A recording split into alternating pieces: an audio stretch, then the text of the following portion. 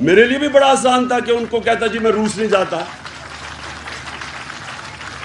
اور روس، اب یہ سنیں ذرا، آج انہوں نے جو پیٹرول کی اور ڈیزل کی قیمت بڑھائی ہے، جس کا ساری اکانومی کے اوپر افیکٹ پڑے گا، بیچارہ نچلا طبقہ پس جائے گا، سفید پوش پس جائے گا. اس کے جو ریپرکشنز آئیں گے، اس کی جو انفلیشن ہے 30% سے اوپر انفلیشن جائے گی. 30% اوپر انفلیشن کا مطلب کہ جو تنخواہیں ہیں لوگوں کی، جو تنخواہ دار طبقہ خاص طور پہ، وہ کیسے گزارا کرے گا؟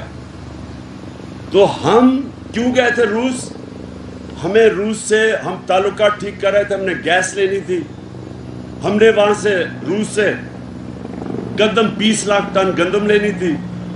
اور پھر جب ہم وہاں گئے تو پتہ چلا کہ وہ ہمیں 30% کم کے اوپر ہمیں تیل دیں گے. تو ہمارے لیے تو روس کی ٹرپ اس لیے امپورٹنٹ تھی کہ میرے لوگوں کے لیے فائدہ تھا، مجھے ذات کا تو کوئی فائدہ نہیں تھا. امریکہ حکم کرے کہ جی نہیں آپ کیوں روس گئے ہیں، اور ہندوستان کو جو ان کا اسٹریٹجک ایلائی ہے، ان کی اکنامک اور ملٹری پارٹنرشپ ہے ہندوستان سے. ہندوستان آج 40% کم قیمت پہ روس سے تیل خرید رہا ہے. آج ہم نے جب یہ پتہ نہیں کتنی، تقریباً 88 یا 90 روپے ہم نے جب اس کی قیمت بڑھائی ہے تیل اور ڈیزل کی، ہندوستان نے 25 روپے لیٹر کم کی ہے قیمت، کیونکہ روس سے تیل مل رہا ہے ان کو. ہمیں کیوں نہیں اجازت؟ تو میرا سب سے بڑا مشکل، میں کبھی بلیو ہی نہیں کرتا کہ کسی ملک سے ہماری دشمنی ہو. میں ملٹری سلوشن میں مانتا ہی نہیں ہوں. میں سمجھتا ہوں ہمارے سب سے اچھے تعلقات ہونے چاہیے. ہندوستان سے کوشش کی ہم نے تعلقات اچھے کرنے کی. بدقسمتی سے وہاں ایک ریسسٹ فیشسٹ بی جے پی حکومت تھی، اور وہ انہوں نے پھر کشمیر سے جو 5 اگست 2019 میں ان کی سٹیٹہڈ دور ختم کی، تو ہمیں تعلقات توڑنے پڑے.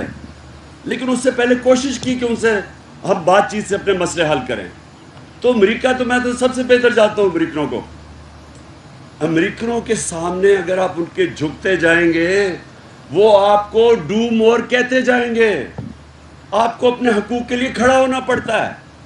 اپنے ملک کے لیے، مفادات کے لیے آپ سٹینڈ لیں گے، وہ آپ کی عزت کریں گے. آپ ان کے جوتے پالش کریں گے، وہ آپ کو حقارت سے دیکھیں گے. میں ان کا مائنڈ سیٹ جانتا ہوں.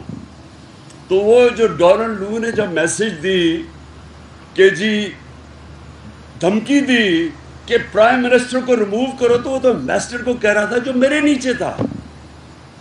وہ فورن آفس تو میرے نیچے ہے، تو دھمکی کس کو دے رہا تھا کہ عمران خان کو ریموو کرو؟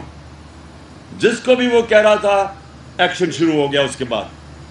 اور سب سے امپورٹنٹ چیز آپ کے لیے، میں اپنے وکلاء کو کہتا ہوں کہ آپ یہ کہہ رہے ہیں نا کہ کانسٹیٹیوشن، کیا کانسٹیٹیوشن یہ الاؤ کرتی ہے کہ آپ کی منڈی لگی ہوئی ہے سندھ ہاؤس کے اندر 20 کروڑ کے اوپر آپ کے MNS بک رہے ہیں؟ یہ کون سی کانسٹیٹیوشن الاؤ کرتی ہے؟ اور کانسٹیٹیوشن الاؤ کرتی ہے کہ نیشنل سیکیورٹی کاؤنسل نے تسلیم کیا کہ مداخلت ہوئی ہے.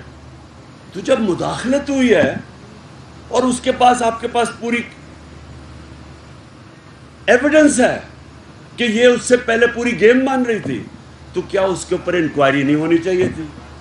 کیا جو ہم نے سپریم کورٹ کے چیف جسٹس کو پاکستان کے پریزیڈنٹ نے وہ مراسلہ بھیجا ہے، وہ سائفر بھیجا ہے، تو کیا ان کو انویسٹیگیٹ نہیں کرنا چاہیے کہ اتنا بڑا رجیم چینج؟